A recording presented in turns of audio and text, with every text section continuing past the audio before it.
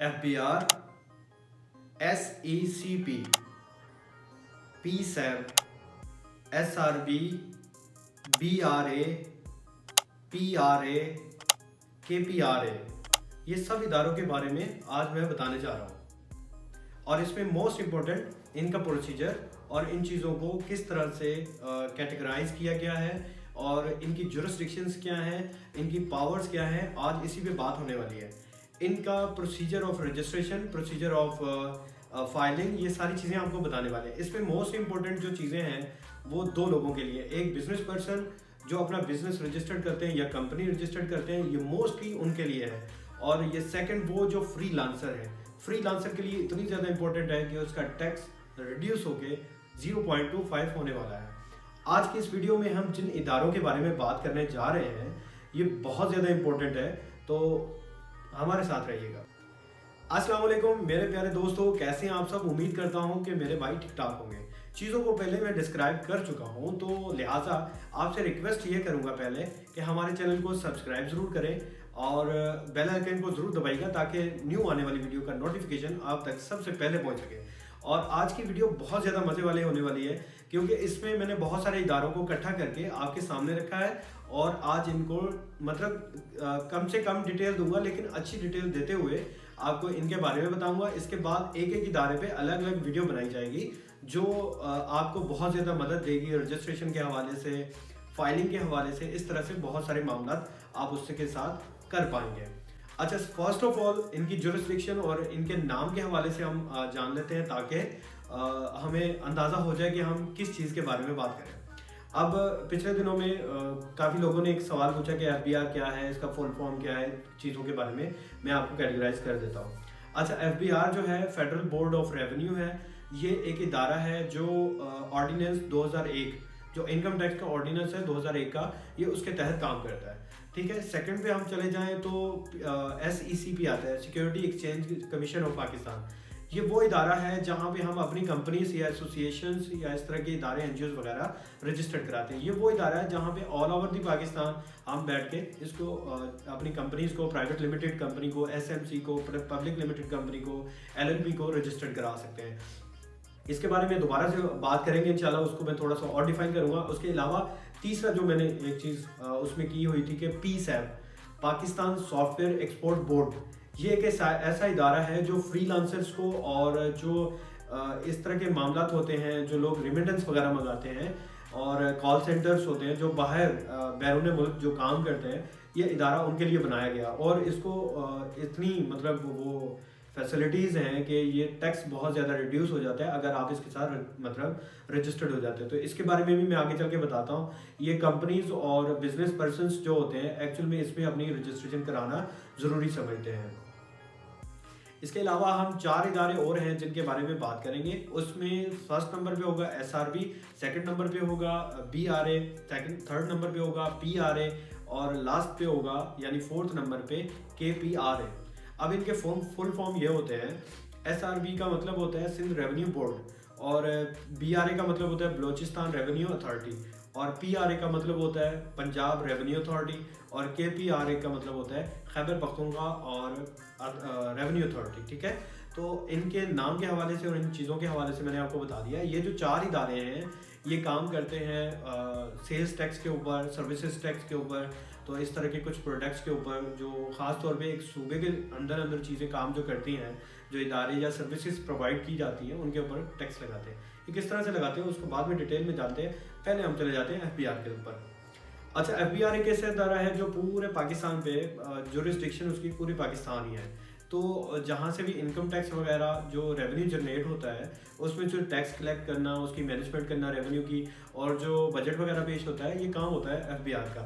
Actual में ये directly indirectly tax भी कलेक्ट करता है और प्लस जो SRB, BRA इस तरह के इदारे 4 जो हैं हमारे, वो जो टैक्स कलेक्ट करते हैं उनसे भी टैक्स लेता है, तो उसमें भी इसके शेयर्स होता है। तो वो लॉ के मुताबिक सारी चीज़ें होती हैं, तो उसको भी डिफाइन करेंगे आगे चल के इंशाल्लाह। तो बाकी ये एक मेन इदारा है जिसके पास फुली पावर है। ठीक है, इसके अलावा हम सेकंड नंबर पे आए तो सेकंड नंबर पे जो डिस्कशन की थी हमने SECP के बारे में की थी, security exchange commission of Pakistan.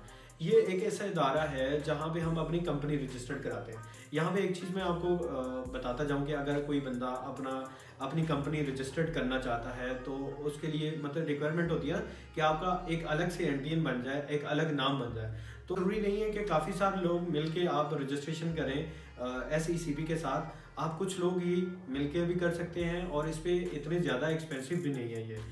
اور اس پہ موسٹلی میں آپ کو بتاؤں تو ایک SMC رجسٹرڈ ہوتی ہے, جو یہ کہہ لیں کہ ایک انڈیویجول بندہ صرف اس کا نامنی ہونا چاہیے بلڈ ریلیشن میں سے, تو وہ اپنی SMC رجسٹرڈ کر سکتا ہے, جس کو ہم سنگل ممبر کمپنی بھی کہتے ہیں. تو پرائیویٹ لمیٹڈ کمپنی رجسٹرڈ کرنے کے لیے ایٹ لیسٹ 2 یا 2 سے زیادہ لوگ ہونے چاہیے, تو وہ بھی اپنی کمپنی رجسٹرڈ کر سکتے ہیں. اس میں موسٹلی جو چیزیں ریکوائرمنٹ ہوتی ہیں وہ ان کے ڈاکومنٹس ہوتے ہیں جو آپ کمپنی رجسٹرڈ کراتے وقت دیتے ہیں. ایکچوئل میں بزنس رجسٹرڈ کراتے وقت بھی سیم ڈاکومنٹس, اور SECP میں تھوڑے سے زیادہ ڈاکومنٹس ریکوائرڈ ہوتے ہیں. اچھا, اس میں جو موسٹ امپورٹنٹ ڈاکومنٹس ہوتے ہیں CNSE ہو گیا اپنا, اگر SMC رجسٹرڈ کرتے ہیں نامنی کا CNSE ہو گیا. اس کے بعد آپ کے جو phone number, e mails, letter head اور آپ کا یوٹیلیٹی بل وغیرہ اس طرح کی چیزیں اپلوڈ ہوتی ہیں.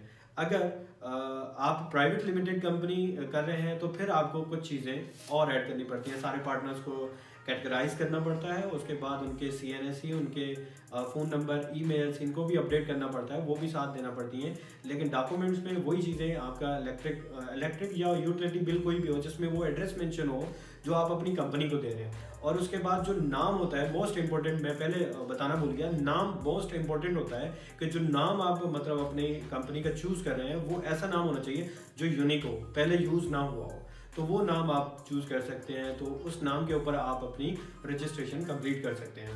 تو نام جب ہم سجیسٹ کرتے ہیں تو ایک نہیں ہوتا, تقریباً 2 نام ہمارے آپشنل ہوتے ہیں. تو ایٹ لیسٹ اگر ہمارا پہلا نام اویلیبل نہ ہو تو ہمیں سیکنڈ والا مل جائے, سیکنڈ والا نہ ملے تو ہمیں تھرڈ والا مل جائے.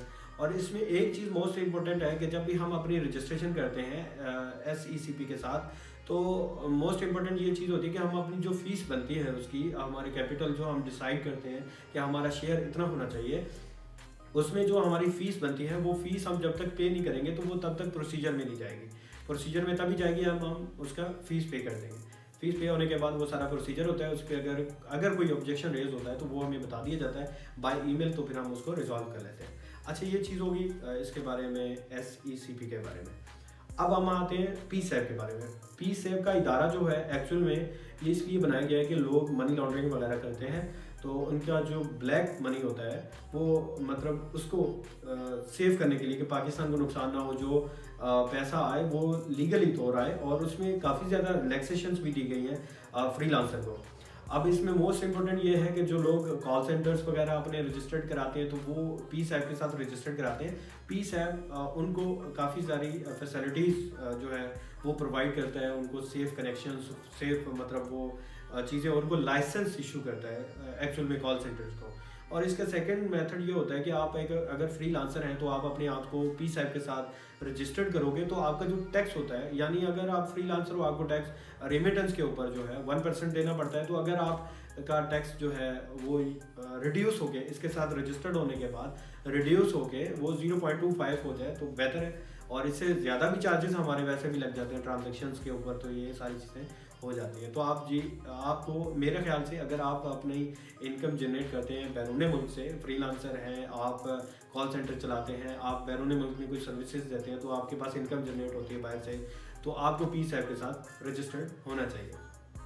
اس کے بعد جو 4 ادارے ہیں ان کا سیم کام ہی ہوتا ہے, اس میں کوئی زیادہ ڈفرینس نہیں ہوتا, لیکن اس میں جو پرسنٹیج آف ٹیکس ہوتی ہے وہ اوپر نیچے رہتی ہے. یعنی کیپٹل ٹیریٹری جو ہوتی ہے, جیسے ہمارا اسلام آباد ہے, وہاں کی کچھ اور ہوتی ہے, سندھ کی کوئی 16% ہے, تو وہاں کے پنجاب کے 13% ہے, یا 15 ہے, یا 14 ہے, یا کبھی 17 بھی ہو جاتے ہیں. تو اس طرح ہر سال میں وہ بدلتے رہتے ہیں.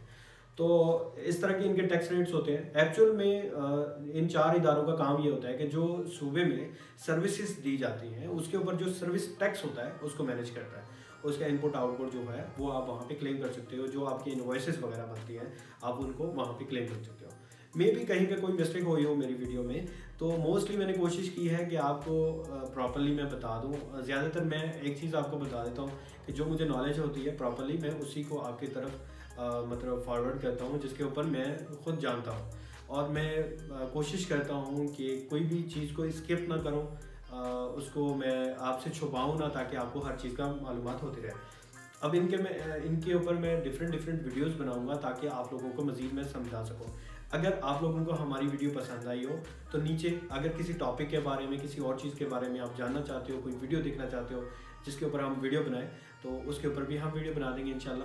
تو آپ سے ریکویسٹ ہے کہ آپ ہمارے چینل کو لائک کریں، سبسکرائب کریں اور نیچے کمنٹ ضرور کیجیے گا جاتے ہوئے. فی امان اللہ. پاکستان زندہ باد.